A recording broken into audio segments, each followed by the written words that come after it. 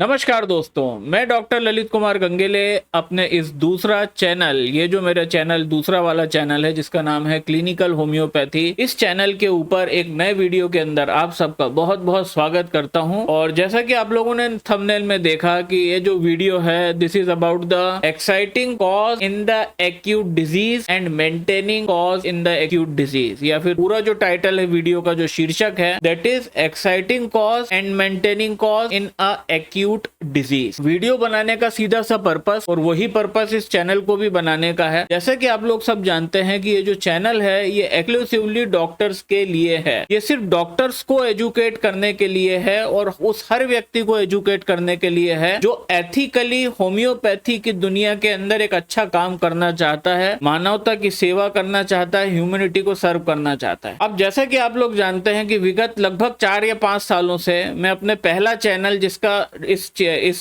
Channel के description में link है, जिसका नाम है डॉक्टर ललित कुमार गंगेले, उस चैनल पे मैं डॉक्टर्स को ट्रेन करने का काम कर रहा हूं। डॉक्टरों के लिए एज अ मेंटर मैं काम कर रहा हूं। ये कोशिश मेरी रहती है कि जो भी मैंने अपने पूरी लाइफ के अंदर ज्ञान का अर्जन करा है उस अर्जित ज्ञान को मैं लोगों के साथ साझा कर रहा हूं। ये लगभग मैं पिछले 5-6-7 सालों से कर रहा हूं। अब जो कि मैं अपने 6 साल के एक्सपीरियंस के अंदर जो मैं डॉक्टरों से इंटरेक्ट मैंने करा, मेरे कमेंट सेक्शन में, हमारे लाइव स्ट्रीम सेशंस में, जो कि हमको हजारों डॉक्टर फॉलो करते हैं, तो एक चीज जो एक मेरे को समझ में आई कि जो सबसे बड़ी प्रॉब्लम होती है होम्योपैथ के सामने कि वो केस को कहां से पकड़ के स्टार्ट करे, मतलब केस के अंदर केस टेकिंग को कहां से, किस पॉइंट ऑफ रेफरेंस से वो स्टार्ट करे। मेरी बात समझिएगा, हर एक केस जो रहता है वो केस कहीं ना कहीं एक उलझी हुई धागे के गुच्छे की तरह है। आपको याद होगा हम छोटे थे, हम पतंग वतंग उड़ाया करते थे तो धागा उलझ जाया करता था। तो मेडिकली हर एक केस जो होता है वो इसी तरह से एक उलझे हुए गुच्छे, धागे के गुच्छे की तरीका होता है। और एक डॉक्टर को एक पेशेंट और कुछ काम नहीं दे रहा, बस हमको एक काम दिया जाता है कि साहब ये गुच्छा है, इसको सुलझाइए और ये धागे को बिल्कुल सुलझा करके इस केस को आप निकाल कर ले जाइए। अब जो प्रॉब्लम वहां पे उस धागे की गुच्छी को सुलझाने में होती है, एग्जैक्टली वही प्रॉब्लम यहाँ पे हमारे होम्योपैथ भाई लोग अपने केस टेकिंग के दौरान अपने केसेस के अंदर फेस करते हैं। वो क्या है कि हम शुरुआत कहां से करें। डॉक्टरों का बड़ा कॉमन पॉइंट, कॉमन प्रॉब्लम, अब हमें पता नहीं चलता हम कहां से शुरुआत करें, हम क्या बात करें पेशेंट से। पेशेंट ने आया, पेशेंट ने हमको अपनी समस्या बताई, है ना। अब जब हमको समस्या उसने बताई तो हमको सबसे पहला एक मोटा मोटा कैटेगराइजेशन जो हर एक डॉक्टर करता है वो ये होता है कि वो सबसे पहले डिजीज का क्लासिफिकेशन करता है कि whether the disease is acute category की है कि क्रॉनिक कैटेगरी की है। ये पहला काम होता है। आप सब भी इसको भली भांति समझते हैं कि जो पहला काम हम करते हैं वो कैटेगराइजेशन ऑफ द डिजीज करते हैं कि डिजीज एक्यूट है कि डिजीज क्रॉनिक है। हम सबसे पहला काम हमेशा केस टेकिंग के अंदर यही करते हैं। अब हम यहाँ पे एक्यूट की बात कर रहे हैं कि हम एक्यूट के अंदर यहाँ पे क्या बात कर रहे हैं, exciting cause and maintaining cause of the acute disease. जी हाँ दोस्तों, ये जो इस वीडियो का जो टाइटल है ना, जिस टाइटल को देख करके आपने वीडियो खोला है, एग्जैक्टली बस यही एक लाइन है जो हमको रेफरेंस पॉइंट होगा जहां से हम एक केस टेकिंग की शुरुआत करेंगे। जो पहला काम हमारा होना चाहिए, क्योंकि डॉक्टर के साथ परेशानी क्या रहती है, बोले सर हम बहुत ज्यादा हम पजल्ड हो जाते हैं एक्यूट डिजीज के अंदर, खासकर फीवर वगैरह के केसेस होते हैं, एक्यूट कुछ भी एक्यूट है। तो एक्यूट डिजीज के अंदर और साथ साथ क्रॉनिक डिजीज के अंदर, क्योंकि इसका सेकंड पार्ट जो मैं रिकॉर्ड करने वाला हूं वो उसका शीर्षक है exciting and maintaining cause in the chronic disease. सबसे पहले दोनों बातें अलग अलग हैं। अगर आपने एक्साइटिंग कॉज और मेंटेनिंग कॉज किसी भी बीमारी का पकड़ लिया है, अगर आपने एक्साइटिंग कॉज और मेंटेनिंग कॉज का आइडेंटिफिकेशन कर लिया है, चाहे वो एक्यूट डिजीज हो चाहे वो क्रॉनिक डिजीज हो, यहीं से प्रॉपर आपका एक पाथ निकल के आएगा आपकी केस टेकिंग के लिए कि आपको केस टेकिंग के अंदर क्या आपके डूज हैं और क्या आपके डोंट्स हैं। अब सबसे पहले एक्यूट डिजीज के अंदर हम देखते हैं कि एक्साइटिंग कॉज क्या है। भाई सबसे कॉमन सेंस लगाओ, तुम पहली चीज पेशेंट से क्या पूछोगे, साहब मेरी कमर में दर्द हो रहा है, ये पेशेंट ने तुमको आके बताया। अब आपने पूछा कब से हो रहा है, क्योंकि आपका पहला सवाल क्या था, केस टेकिंग में तुम सबसे पहले क्या आइडेंटिफाई करना चाहते थे, तुम कोर्स ऑफ द डिजीज और pattern of the disease identify आप करना चाह रहे थे। आप ये जानना चाह रहे थे कि ये जो कमर दर्द है इसको ये एक्यूट है कि ये क्रॉनिक है। तो आपने क्या पूछा, देखो बिल्कुल मेरे शब्दों पे ध्यान दीजिएगा, आपको पूरी क्रोनोलॉजी समझ में आ जाएगी हार्डली 10 मिनट के अंदर। पेशेंट आकर के बैठा बैक पेन का, सबसे कॉमन सिनेरियो की बात करें तो ज्यादा बेटर है। सबसे कॉमन सिनेरियो क्या है साहब, कमर दर्द, एक एग्जांपल है। आकर के बैठा साहब मेरे को कमर दर्द हो रहा है। अब देखो आपका दूसरा सवाल क्या होगा, और मैं बोलता हूं आपका नहीं, इस दुनिया के कोई भी डॉक्टर का, चाहे वो एलोपैथ हो, होम्योपैथ हो, आयुर्वेद हो, यूनानी हो, झोला छाप हो, कोई भी हो। अब आपसे मैं पूछता हूँ उसका दूसरा सवाल क्या होगा? दूसरा सवाल होगा, पहला सवाल क्या था, आपको क्या हो रहा है, दूसरा सवाल क्या होगा, कब से हो रहा है। तो जो आपने कब से हो रहा है पूछा, इससे आपने क्या चीज को सत्यापन करा है? आप ये जानना चाहते थे कि ये कमर दर्द कितने समय से बना हुआ है। तो आप ये नहीं जानना चाहते थे कितने समय से बना हुआ, आप ये जानना चाहते थे कि ये एक्यूट कंडीशन है कि क्रॉनिक कंडीशन है। अब पेशेंट दो प्रकार के जवाब दे सकता है। पेशेंट ने बोला साहब मेरे को ये कमर दर्द 10 साल से हो रहा है। इसके बारे में चर्चा अगले वीडियो में करेंगे, जहां पे हम बात करने वाले हैं exciting and maintaining cause in the chronic disease. यहाँ पे इसने बोला साहब मेरे को 6 दिन से ये दर्द हो रहा है, मेरे को मात्र 6 दिन हुआ सर, भयंकर वाला दर्द हो रहा है। आपने यहाँ पे क्या एस्टेब्लिश करा? यहाँ पे आपने एस्टेब्लिश करा course of the disease. What is the course of the disease? भैया एक्यूट बीमारी है, एक्यूट डिजीज है, मात्र लचान 5-6 दिन पुराना ही है। आपको ये पता चल गया है 5 दिन पुरानी प्रॉब्लम है, मतलब ये एक्यूट प्रॉब्लम है। देखो आपको यही स्थापित करना है पहली चीज। अब जब आपने ये स्थापित कर लिया, सबसे पहले तो भाई ये जानना है कि क्या है तुमको, व्हाट इज द प्रॉब्लम। ये कहीं ना कहीं इस वीडियो को आप ये समझ लो कि 4-6 वीडियो आने वाले हैं लगातार। Exciting cause, maintaining cause in acute disease, exciting cause in maintaining cause in the chronic disease. उसके बाद कुछ और वीडियोस में इसी श्रृंखला में बनाऊंगा और सबको केस टेकिंग में डाल दूंगा। यहाँ से आपका काम इतना इजी हो जाएगा कि आप सोच भी नहीं सकते कि आप कितनी जल्दी मेडिसिन निकाल के पेशेंट को दे दोगे और पेशेंट ठीक हो जाएगा। अब यहाँ तक हमको पता चल गया साहब कि ये एक्यूट डिजीज है। अब एक्यूट डिजीज है, अब अगला जो आपका सवाल होगा कि what is the exciting cause of the disease and maintaining cause of the disease, क्या है ये दोनों चीजें, ठीक है। अब आप पूछोगे, तीसरा सवाल तुम्हारा होगा कैसे चालू हुआ था। आपने पहला सवाल था क्या हो रहा है, उसने बोला कमर दर्द हो रहा है। दूसरा सवाल था आपने बोला कब से हो रहा है, उसने बोला 5 दिन से हो रहा है। तीसरा सवाल अब आप क्या करेंगे? ऑब्वियस बात है यही आप करोगे, मैं बता नहीं रहा हूं, मैं जानता हूं कि आप यही सवाल करोगे। कोई भी समझदार आदमी यही सवाल करेगा, डॉक्टर कैसे चालू हुआ। आप क्या पूछ रहे हो या इनडायरेक्टली, मतलब जो मैं बातें बता रहा हूं ना वो ऑब्वियसली आप लोग कर जाते हो, यही करते हो आप अपनी केस टेकिंग के दौरान। बट कई डॉक्टर्स को ये बात पता है, कई डॉक्टर्स को ये बात नहीं पता है कि आप बेसिकली एक्साइटिंग कॉज के पीछे ही भाग रहे हो। और अगर मैं आपको बता दूंगा तो आपका जो टारगेटेड, आपका इंट्रोगेशन टारगेटेड हो जाएगा। इंट्रोगेशन मतलब पेशेंट से जब अपन बात करते हैं, पेशेंट से हम डाटा लेते हैं, उस केस टेकिंग की प्रोसेस को इंट्रोगेशन भी बोलते हैं। इंट्रोगेशन वैसे शब्द यूज होता है मुजरिमों के लिए, जो लोग अपराध करते हैं और पकड़ में आते हैं तो पुलिस पकड़ के डंडे मार के इंट्रोगेट करती है। तो हम भी एक प्रकार का इंट्रोगेशन ही तो कर रहे हैं पेशेंट से। तो अब आपको यहाँ तक पता चल गया कि साहब एक्यूट डिजीज है। अब आपने पूछा कैसे स्टार्ट हुआ था, अब आप यहाँ एक्साइटिंग कॉज ढूंढ रहे हो। कई बार मेरे जैसे समझदार डॉक्टर होते हैं वो सीधे पूछ लेते हैं पेशेंट से क्यों हो रहा है आपको कमर दर्द। तो कई पेशेंट जो रहते हैं वो इस बात को समझ पाते हैं और कई बिल्कुल नहीं समझ पाते। जो बिल्कुल नहीं समझ पाते वो बोलते हैं सर मुझे क्या पता, आप डॉक्टर हो आप बताओ। कई ऐसे बात करता है पेशेंट। कई पेशेंट जो रहता है जो समझ गया है, क्यों? क्योंकि एक बात समझिए, अगर मुझे कोई भी बीमारी है, अगर मुझे कोई भी लक्षण हो रहा है तो वो उसका कारण कहीं ना कहीं मेरे दिमाग में होगा एज ए पेशेंट। मेरी बात समझो आप, जैसे कि मान लीजिए मैं ही अगर ये कमर दर्द का पेशेंट हूं और मैं किसी डॉक्टर के पास गया और मेरा अपनी क्लिनिक के शटर उठाते वक्त कोई जर्क लग गया, मेरे को बैक के अंदर डिसलोकेशन हुआ, तो अगर ये डॉक्टर मुझसे सवाल करेगा, तीसरा सवाल जो कि होगा उसका कि क्यों हो रहा है, तो मैं तो अनपढ़ पेशेंटों में नहीं हूं, मतलब अनपढ़ नहीं, मतलब मैं इतना अज्ञान पेशेंट तो नहीं हूं कि मैं बोल दूं साहब आप बताओ डॉक्टर साहब, मेरे को क्या पता, आप डॉक्टर हो, आपको पैसा दे रहा हूं, आपको पता होना चाहिए बात, मेरे को कैसे पता होगा। नहीं, मैं उसको बताऊंगा। मैंने बोला सर मैं शटर उठा रहा था दुकान का, और मैं जब शटर उठा रहा था तो वो शटर कहीं पे स्टक था पर मैंने बहुत जोर लगा दिया, ये एक्साइटिंग कॉज हो गया। हम यही पूछते हैं। तो सबसे सिंपलेस्ट तरीका है अपनी केस टेकिंग को बिल्कुल सुलझाने का, बिल्कुल सिंपल करने का और सबसे जल्दी कंक्लूजन तक पहुंचने का, वो ये है कि एक्साइटिंग कॉज और मेंटेनिंग कॉज क्या होता है डिजीज का। अब मैं मोटा मोटा आपको बता दूं कि एक्यूट डिजीज का जो एक्साइटिंग कॉज और मेंटेनिंग कॉज है वो बिल्कुल अलग फैक्टर्स होते हैं। उसी तरह से क्रॉनिक डिजीज का एक्साइटिंग कॉज और मेंटेनिंग कॉज बिल्कुल अलग फैक्टर होते हैं। समझो मेरी बात, क्रॉनिक डिजीज का एक्साइटिंग कॉज और मेंटेनिंग कॉज सिर्फ मियाजम होता है एक पेशेंट का, याद रख लें, सिर्फ वही है जिसको हनीमैन ने फंडामेंटल कॉज बताया है। उसके ऊपर हम दूसरा वीडियो अगला शूट करने वाले हैं, वहां पे इसकी बात होगी। आपको दोनों वीडियो साथ में बैठ के देखोगे तो आपको बिल्कुल मेथोडोलॉजी क्लियर हो जाएगी। तो अब हमारा ये 3 सवाल सवाल हो गया और तीसरे सवाल तक हमने एक्साइटिंग कॉज को निकाल दिया। वहां से हमने इस केस में एक्साइटिंग कॉज को फाइंड आउट कर लिया है मैंने, ठीक है। तो पहला सवाल क्या था, क्या हो रहा है? ऑब्वियस बात है भैया, तू मेरी क्लिनिक में आया काहे आया, क्या कराने आप चाहते हो, क्या ट्रीटमेंट लेना चाहते हो, पहला सवाल। दूसरा सवाल, कब से हो रहा है? इससे मैंने क्या पता चला मेरे को? इससे मेरे को कोर्स ऑफ द डिजीज पता चला कि डिजीज भाई साहब एक्यूट है, कमर दर्द हो रही है और सिर्फ 5 दिन से हो रही है, 5 दिन पहले ये बिल्कुल बढ़िया थे। और तीसरी चीज मुझे यहाँ क्या पता लगी, मैंने पूछा कि कैसे चालू हुआ या क्यों चालू हुआ, दोनों का फर्क ज्यादा नहीं। तो मैंने पूछा कैसे चालू हुआ साहब, वो 5 दिन पहले शटर उठाया था तब मेरे को चालू हुआ। और क्यों चालू हुआ में भी यही जवाब आएगा। अगर समझदार है पेशेंट के पास IQ तो वो तुरंत समझ जाएगा। वो जब मुझसे पूछेगा आप कैसे क्यों पूछ रहे हो, तो मैं बोलूंगा आपको कुछ अंदाजा है कैसे चालू हुआ? हाँ साहब अंदाजा तो है, शायद मैंने गलत तरीके से शटर उठाया था, या मैंने वेट लिफ्ट करा था, या मैंने बहुत भारी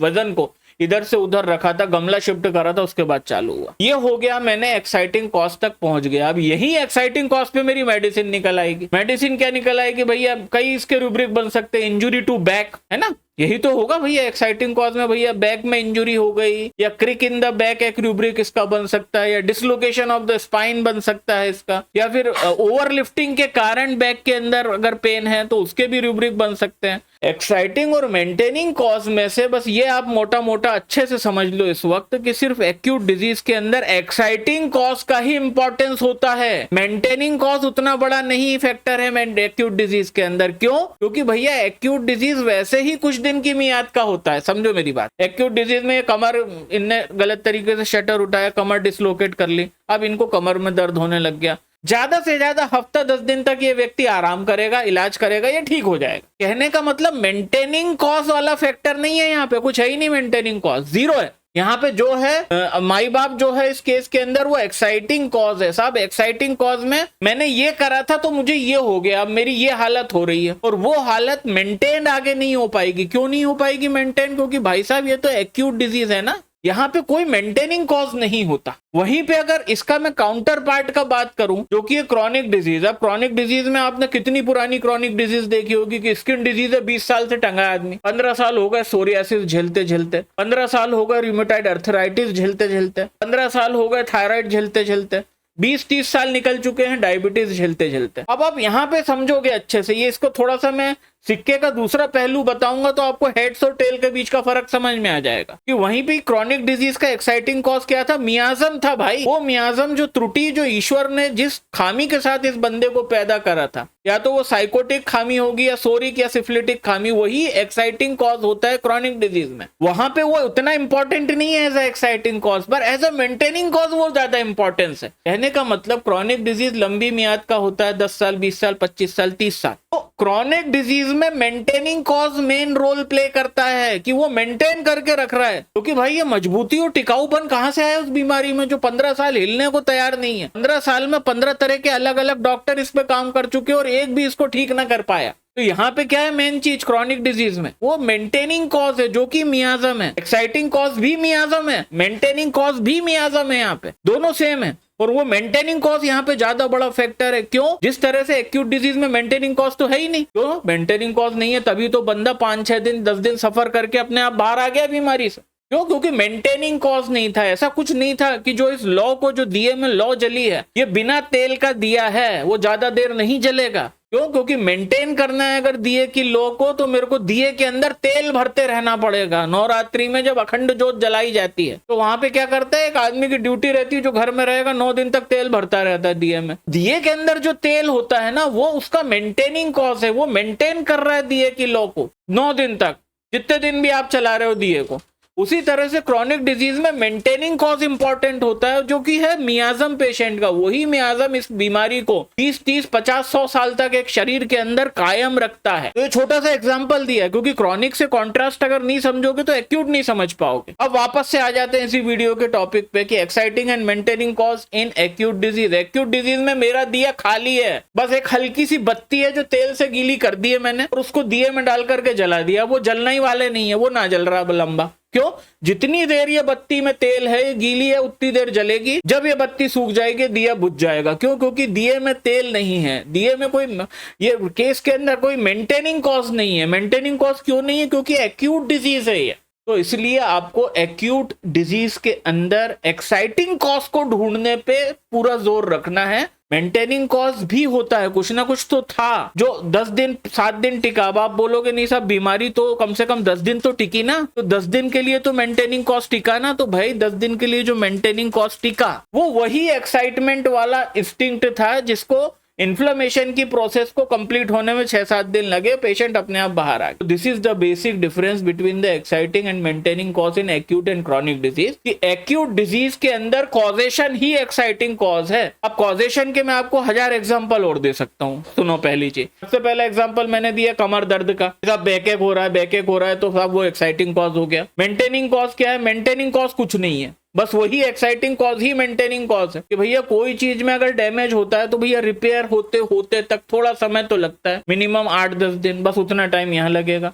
10 दिन बाद बीमारी अपने आप खत्म हो जाएगी। क्यों? क्योंकि मेंटेनिंग कॉज था ही नहीं केस के अंदर। उसी तरह से भैया ठंडी को एक्सपोज करना, किसी ने भैया एकदम से ठंडी हवा को भर दिसंबर जनवरी में ठंडी हवा में बाइक वाइक पे निकल गया, ठंडी हवा लगी, एक्साइटिंग कॉज ठंडी हवा है, सर्दी हो गई। यही एक्साइटिंग कॉज मेरा रूब्रिक में रिपर्टराइजेशन में कारण बन के आ जाएगा। तो मतलब एक्यूट डिजीज में कॉजेशन ही सबसे बड़ा क्लू देता है हमको। काहे का क्लू देता है? हमको रिपर्टराइज करने के लिए, मेन रूब्रिक बनाने के लिए कॉजेशन ही हमको सबसे बड़ा लीड देता है। एक्यूट डिजीज में सिर्फ कॉजेशन पे केस खत्म हो जाता है। जैसे कि draught of the cold air से सर्दी हो गई, एकोनाइट, ऑब्वियस बात है ना भैया। ठंडी हवा में निकल गया, दिसंबर जनवरी में ठंडी हवा लगी, जैसे ही निकल के लौट के आया 1 घंटे भी नहीं रुक पाया, छींके चालू हो गई, एकोनाइट। कोल्ड से एग्रेवेशन, ठंडी लग गई, हिपरसल्फ। बरसात में भीग गया, और अब यहाँ पे हिपरसल्फ के केस में ठंडी हवा ही कारण है, वही एक्साइटिंग कॉज है, मेंटेनिंग कॉज कुछ नहीं है। क्यों? क्योंकि एक्साइटिंग कॉज ने जितने समय के लिए इसको बीमार करा, जितना इन्फ्लेमेशन चला उतना ही समय बीमार रहेगा। वो हो सकता है 2 दिन में ठीक हो जाए, हो सकता है 10 दिन में ठीक हो जाए, है तो एक्यूट डिजीज। 10 दिन में कैसे ठीक हो गया भैया? मेंटेनिंग कॉज कुछ था ही नहीं इसमें। जब तक ये इन्फेक्शन था, इन्फेक्शन जैसे ही सबसाइड हुआ बंदा ठीक हो गया। तीसरा एग्जाम्पल, कोई बरसात में भीग गया, आपने तो आप क्यों देते हो डलका मारा?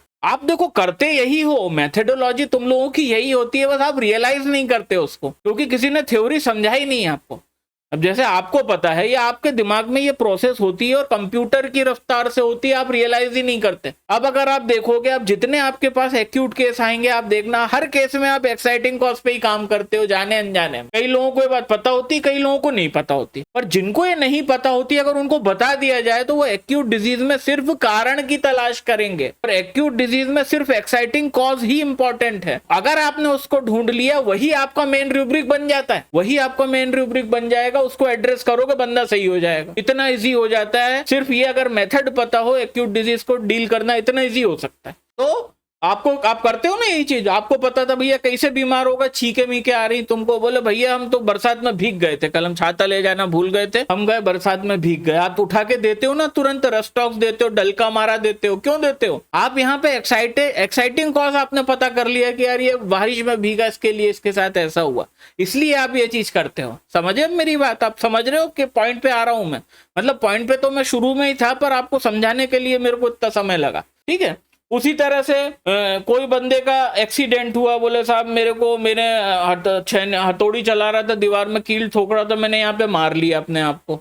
एक्साइटिंग कॉज क्या है? इंजुरी है। अब कहां पे मारा आपने भैया? नाखून पे मारा। तो ऐसी इंजुरी जो कि नर्व, सेंसिटिव नर्व पे जो इंजुरीज होती हैं, यही तो कॉज है आपकी बीमारी का। भैया आप कील ठोक रहे थे, आपने अपने अंगूठे के ऊपर हथौड़ी मार ली, अब आपके अंगूठा जो है रिच है नर्व सप्लाई में। अब यहाँ पे कॉज क्या है? एक्साइटिंग कॉज हथौड़ा पड़ना। कहां पे पड़ना? अंगूठे पे पड़ना। मेडिसिन हाइपेरिकम, कॉज पे निकली ना भैया। Exciting cause of the disease पे, एक्यूट डिजीज में इंजुरी जब आपने जो करी अंगूठे पे हथौड़ा मार के, तो हाइपेरिकम निकली। हम जानते हैं कि ऐसी कोई भी जगह जहां पे नर्व रिच सप्लाई है, जहां पे बहुत रिच नर्व है, जहां पे एक ऐसा अंग जहां पे नर्व बहुत ज्यादा है, ऐसी जगह जब हमको इंजुरी होती है तो हम हाइपेरिकम देते हैं। तो ये है लुब्बे लुबाब इस चर्चा का कि exciting cause in the acute disease और maintaining cause in the acute disease के अंदर से एक्यूट डिजीज में सिर्फ एक्साइटिंग कॉज ही इंपॉर्टेंस रखता है, क्योंकि एक्यूट डिजीज में मेंटेनिंग कॉज नाम की कोई चीज नहीं होती है। इसलिए एक्यूट